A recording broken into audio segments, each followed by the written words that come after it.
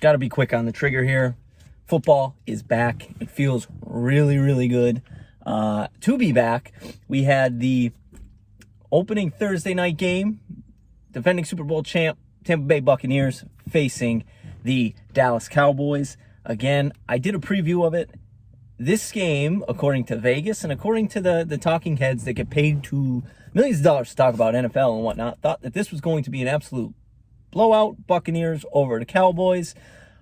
I, in my preview, said this is going to be a closer game. The line, when I bet it Wednesday, was 8.5.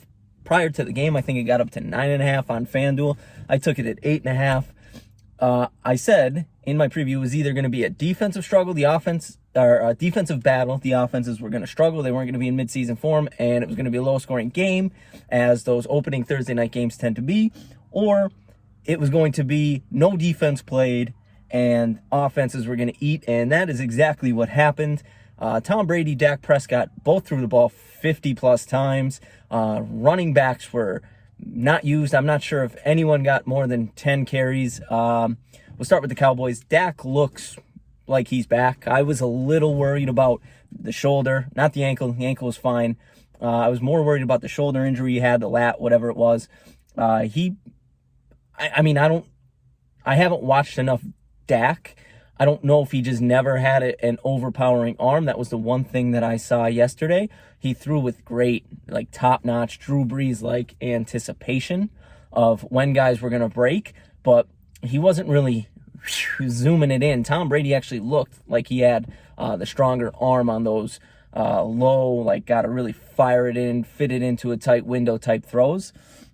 But Dak, man, he looked good, and that offense is going to be a problem. They lost Gallup. I actually just got an alert of what his injury was, but he went out. But, CeeDee Lamb and Amari Cooper. Amari Cooper had himself a day. CeeDee Lamb had a couple drops, but he had 100 yards, had a touchdown. One thing I will say, as a fantasy owner, I own both of them in separate leagues, but of CeeDee Lamb, I did not realize that he was a body catcher.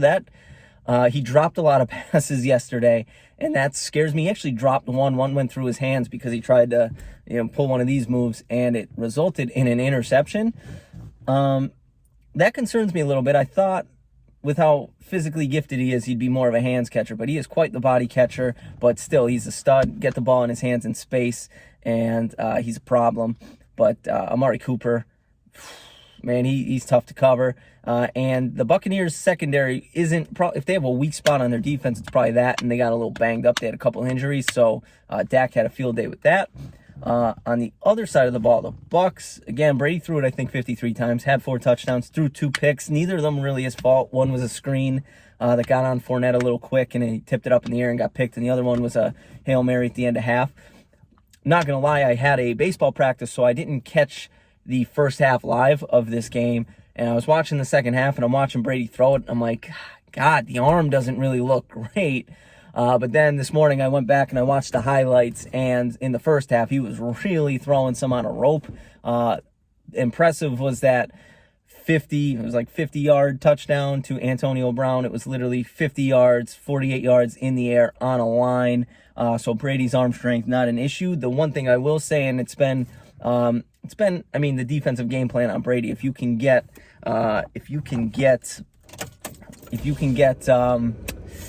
pressure on Brady and get him off his spot, he struggles because he's not a talented arm thrower. Once everything's set, he can throw the ball very well, and he could zip the ball in there. But if he's off platform, has to just flick it with his arm, that's when he gets into trouble, and I think he knows that. But the Bucs, I think both teams are going to be playoff teams, if I'm being honest. I think the Cowboys might sneak in as a wild card. I still think teams are going to struggle with that Washington football team defense, man. That defense is going to be top-notch. We're going to see this week against when they play the Chargers. And then the Bucs, that division, the Panthers are interesting with Darnold, and they have some offensive weapons, but I think the Bucs are going to easily win that division. I don't think they're going to go 20-0 like Skip Bayless said. I'm not even sure if I'll pick them to come out of the NFC. I'll do that before Sunday. I'll pick everything. I'll pick all my, award winners and whatnot. But it was a great game to start. I mean, and this looks like it could be a preview of a potential, I'm not going to say NFC Championship game, but definitely a playoff game. Bucs came out on top. I mean, both offenses, like I said, look strong. Not rushing-wise. Zeke looks done. Zeke just looks done. And Ronald Jones needs to stop fumbling the ball for the Bucs.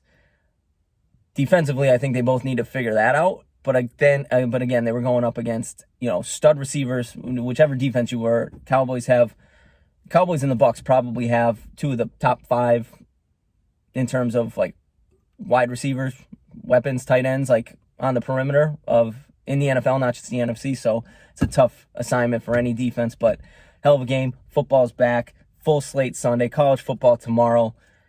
God, it feels good. Like, subscribe, click the thumbs up. Let me know what you thought of the game. See you in the next one.